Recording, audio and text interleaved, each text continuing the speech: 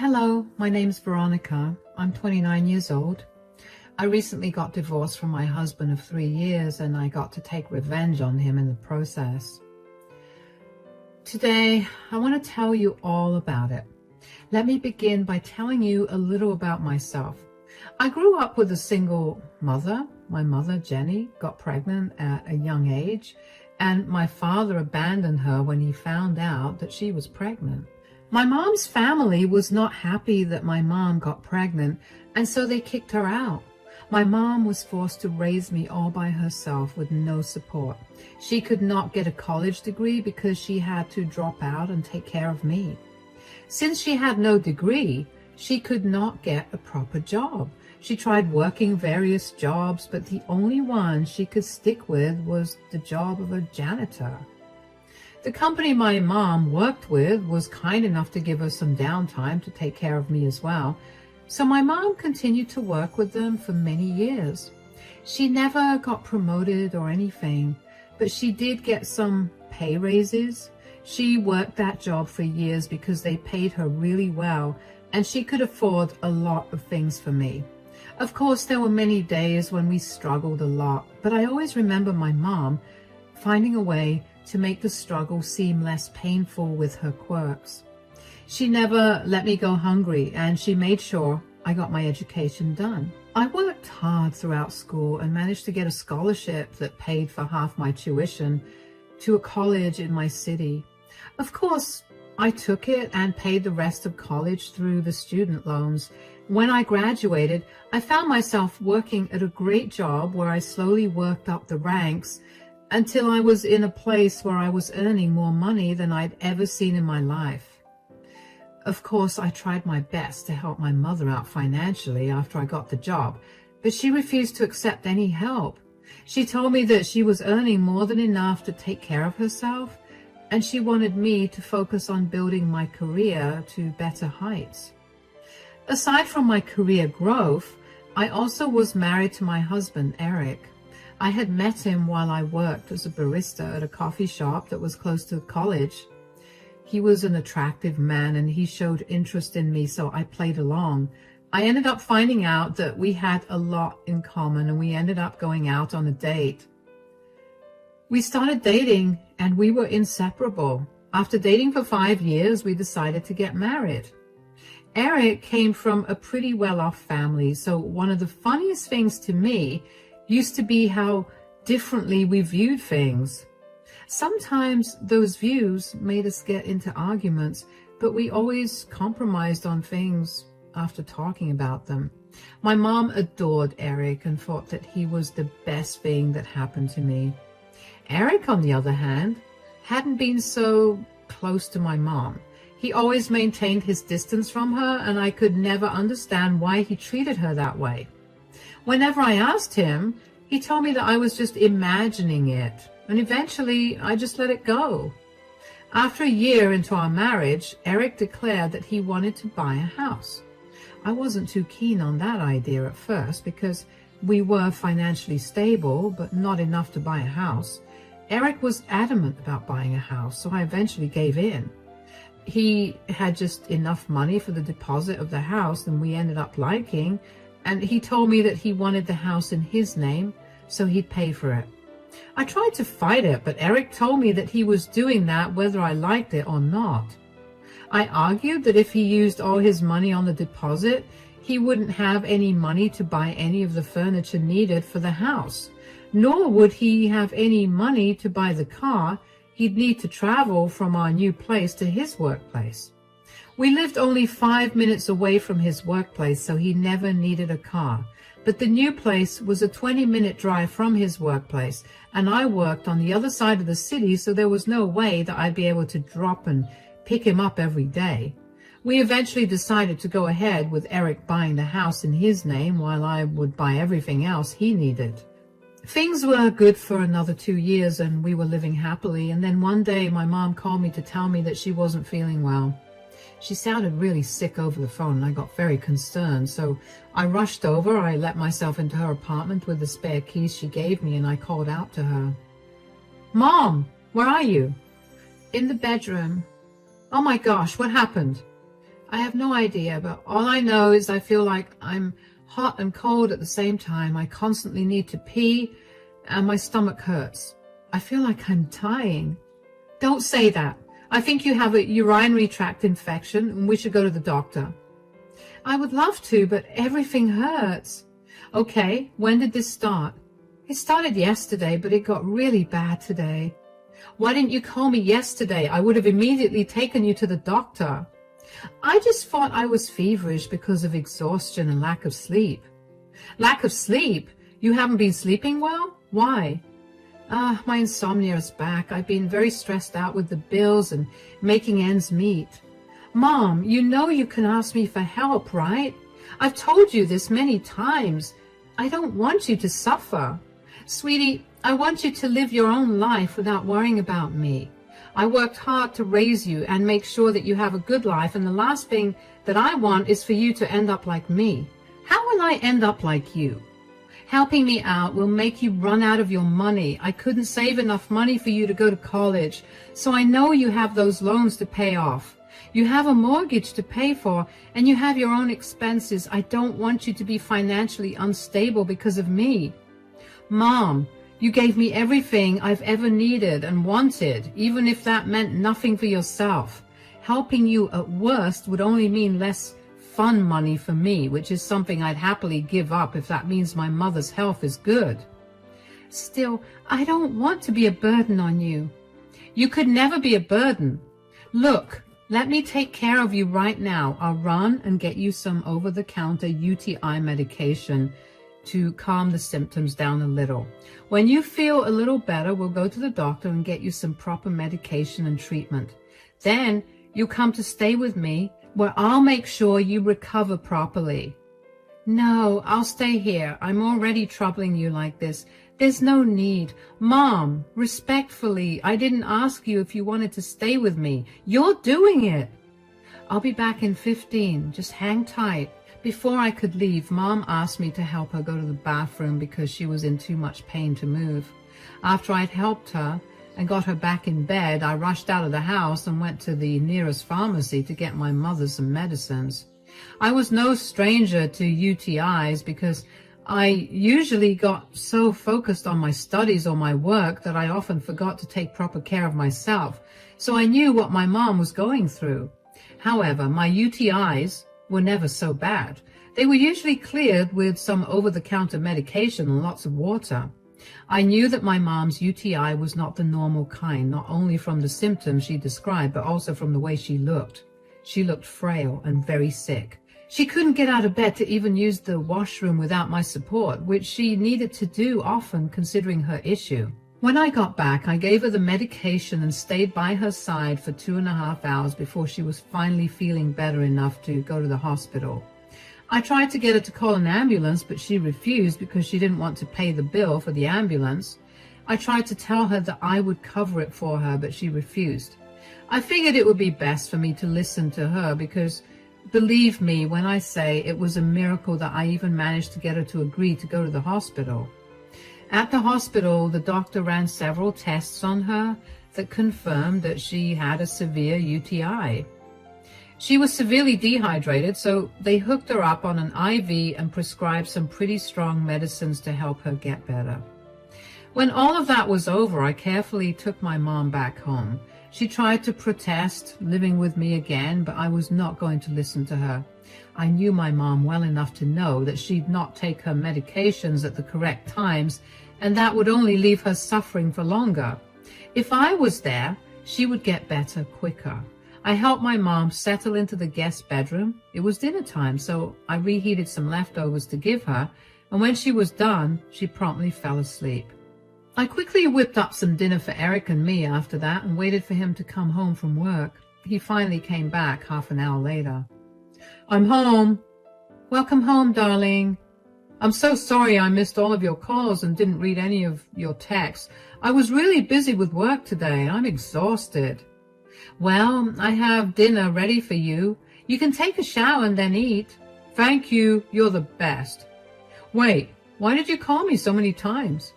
"Oh, yeah, my mom called me today." "Oh, and?" She told me she wasn't feeling too well, so I went over and she looked like she was suffering. I took her to the doctor and he said that my mom had a severe UTI. He prescribed her some medication and she should be fine. Okay, that's good. Yeah, and I found out that Mom hasn't been sleeping well because of stress, and I bet that her stress led her to not take proper care of herself, which led to the urinary tract infection. I felt so bad for her, though. Yeah, well, what do you expect? She works as a janitor, so she's going to be struggling. What's that supposed to mean? I'm not trying to be offensive or anything, but come on, darling, be a little practical. Your mom barely earns minimum wage and she has a lot of loans to pay off. It's understandable that she's under a lot of stress. Yeah, I know that, but I felt really bad for her, so I invited her to stay with us until she got better. What? She got into this mess because she forgot to take care of herself, so I'm going to make sure she gets better. At least this way she has someone to monitor her, and I get to be at peace knowing she's fine. How could you just invite your mother to stay with us without asking me about it? Why do I have to ask you about it? 4 months ago, you brought your mother to stay with us for 2 entire months because she was bored with her house, and you didn't even ask me about it. I had no problem with it. My mom is genuinely sick, and I didn't think that it would be a big deal to let her stay here. It's more than a big deal. This is unacceptable. Your mom can stay here for tonight, but she has to leave tomorrow. That's not happening. Why do you have a problem with her recovering here? My problem is that your mom is a janitor. I can't allow a low-class janitor to live here. Excuse me? So what if my mom's a janitor? That doesn't change the fact that she's suffering right now, or that she's my mother. I don't care. My house, my rules. You want to take care of your mother in your house, buy yourself a house and do it there. Get her out of here by tomorrow. I'm probably going to need to get the room deep cleaned tomorrow. That's something you have to pay for, by the way. If my mom leaves tomorrow, I'm leaving too. Don't be dramatic, Veronica. I get that you're emotional because she's your mother, but you have to know that people like her are known to steal and damage reputations. When has my mother ever given you a reason to think that way about her? She hasn't, but that doesn't mean she won't. I mean it. You need to get her out by tomorrow, or I will be calling the cops. And they will definitely remove your mother from the house when they see that I am the only owner of this house. Nothing you say will change what I want. You're doing all of this because the house is in your name? Yes. Okay, you're going to regret this. I left him standing there and I stormed up to our room. I was so angry I didn't even think to eat. Suddenly it hit me why Eric had always been treating my mother so differently. He saw her as a filthy peasant instead of my mother. He knew very well that she had struggled to raise me and how grateful I was to her for giving up on her career for me.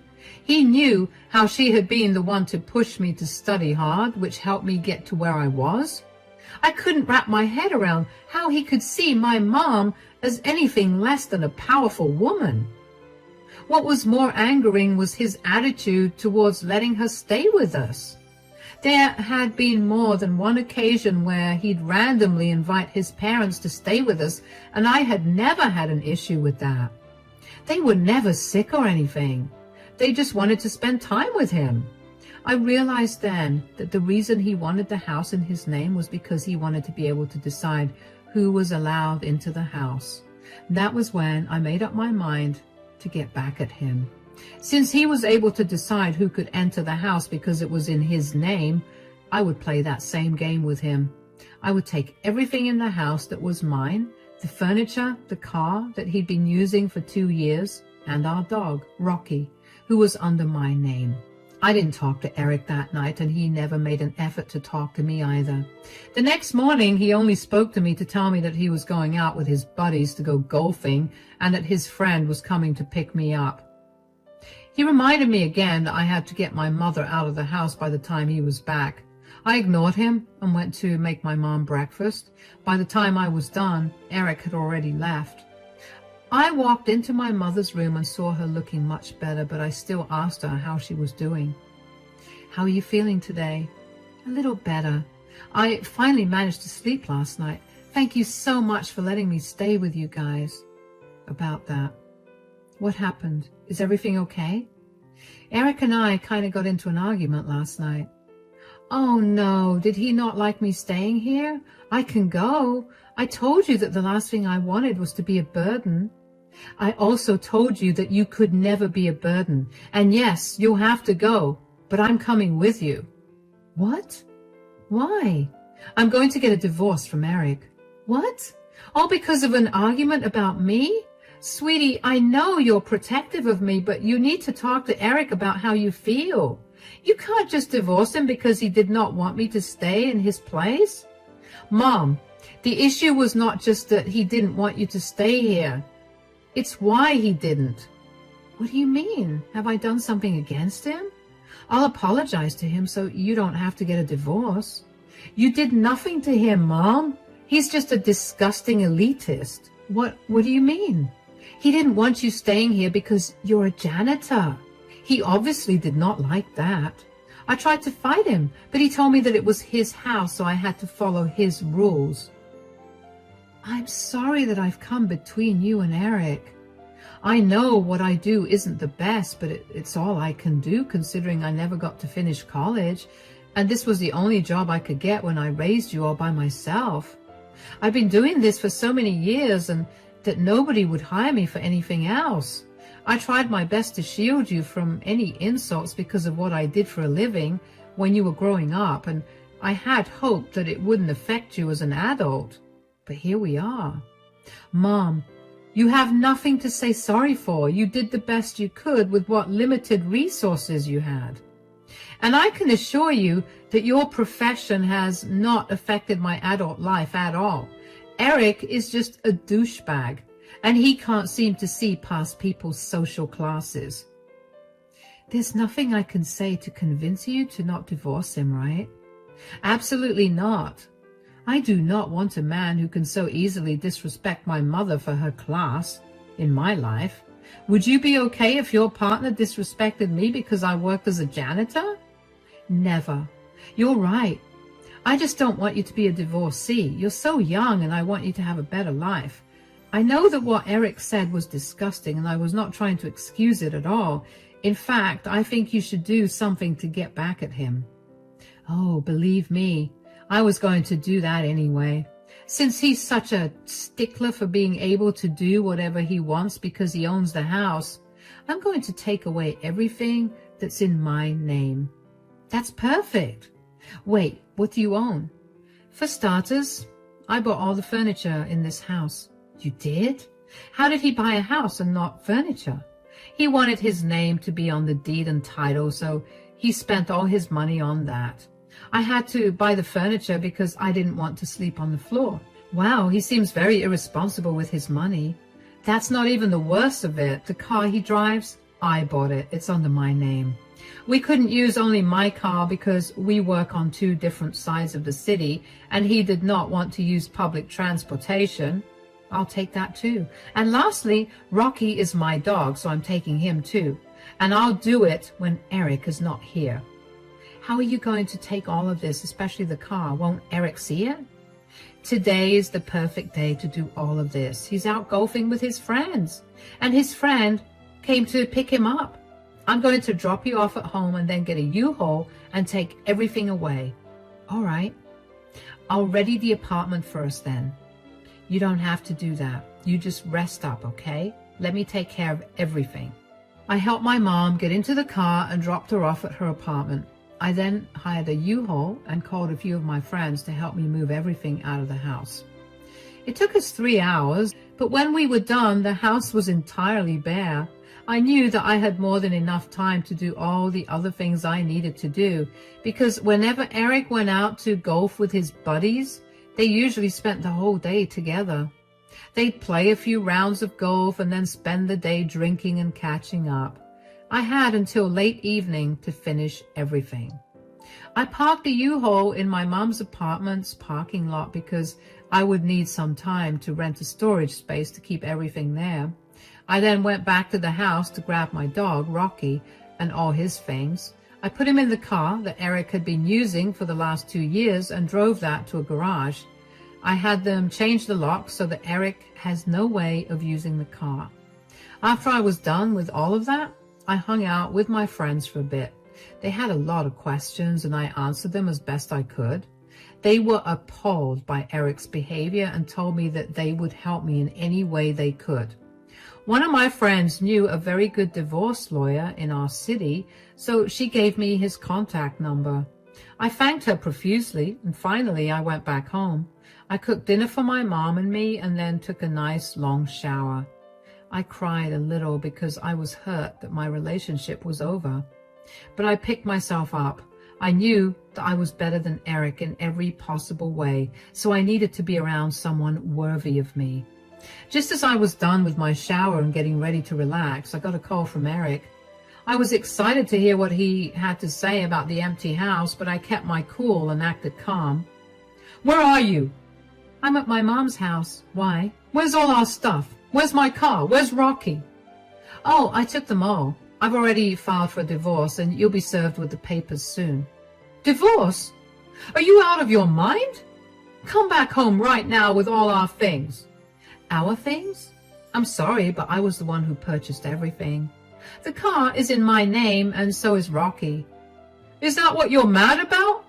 Fine, just come back and bring your disgusting mother back. Just bring all the things back." "You can't possibly think that I'd bring everything back when you just called my mom disgusting again." "I'm sorry, look, I grew up in a very elitist family and it'll take me some time to unlearn my habits." "Did you not consider this habit when you met me?" "We met at a coffee shop where I worked as a barista. Was I not lower class then?" "That's different. At least you were not around trash and messes all day." "Oh, you have no idea what being a barista means. I saw more messes in one day than you did in all your life. Not only did you insult and disrespect my mom, but you also insulted and disrespected her hard work. You know how much she struggled to make sure I had a good life, and you just spat on it last night." "I knew you were emotional about your mother, but I never expected you to be this emotional. I'm sorry, okay? Can you just come back, please?" "Do you hear yourself? You don't sound like you're sorry at all. You're just saying it because you want all the things you used back." "Of course I want those things back. How do you expect me to go to work or anywhere else without the car? And I love Rocky. I want to take him on walks again. You can't take him away." "Well, my car, my rules. My dog, my rules. If you want to enjoy those things, get them yourself." "Don't be so petty, please. I'm begging you to come back. I don't have that kind of money to buy a car, let alone furniture for the house. I don't want another dog. I want Rocky. I'll profusely apologize to your mom. I'll write her an apology letter. Please come back." "You threw my mother out of the house when she was suffering from a severe urinary tract infection. No amount or type of apologies will make up for that. I warned you that I'd be moving out with her and that you'd regret what you said. From now on, I want you to only contact me through my divorce lawyer. Enjoy your house. I hope it was worth losing your wife over." I hung up on him after that, and I felt very satisfied that I had managed to get back at him. I didn't answer any of his calls or texts after that because I didn't see a reason to. I was beyond upset that he thought he could dictate who came and went into a house that we turned into our home. I never expected him to be the kind of person to be so particular about who owned the house. So I wanted him to know that since he was going to be that way, I could be that way about all the things in the house that were mine. The next day, the first thing I did was file for divorce through the lawyer that my friend had recommended. After Eric was served with divorce papers, he contested them. In court, he tried to argue that I had stolen all the things in his house, but I had receipts for every single thing I bought and took back. My lawyer defended my case very well, and since Eric had been the one to bring up the point of ownership when he had kicked my sick mother out of the house, the jury ruled in my favor. We got to keep the assets we each bought, and the rest that we had bought jointly were divided between us. Eric was fuming when the jury did not rule in his favor. He now has a house, but nothing in the house. And the thought of him having to shell out thousands of dollars to furnish the house again made me incredibly happy. After our divorce was finalized, I got a lot of calls from Eric and his parents calling me a lot of horrible things. I blocked Eric, but responded to his parents and told them that they were part of the reason that Eric was going through what he was going through. They were in no way rich, and they just acted like they were, and they inculcated these elitist views into Eric's mind.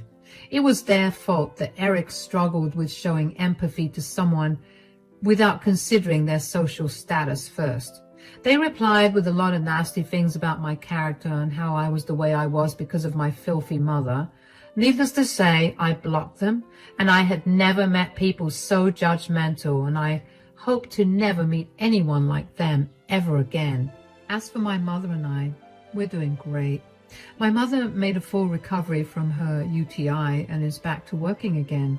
She was initially really worried about me, and she was ashamed of her profession, being the reason I was getting divorced and treated so badly by my ex-in-laws, but I assured her that I was not ashamed of her job. In fact, I was proud of it. Her being a janitor provided me with many opportunities, and I was never going to be ashamed of it. If I had another partner in the future, I would make sure they respected that, or I would make sure they weren't a part of my life. It's been very freeing to be away from Eric. I never realized how elitist he had been with everything, and it felt freeing to finally buy the things I wanted from wherever I wanted without Eric yelling at me about me trying to make him look poor. I heard from a few mutual friends that Eric has gone back to living with his parents until he earns enough to refurnish the house. His parents refuse to help him financially because they expect him to be financially independent so they can keep up their elite image. I really dodged a huge bullet with them. Anyway, here's to better years ahead of me with many better people.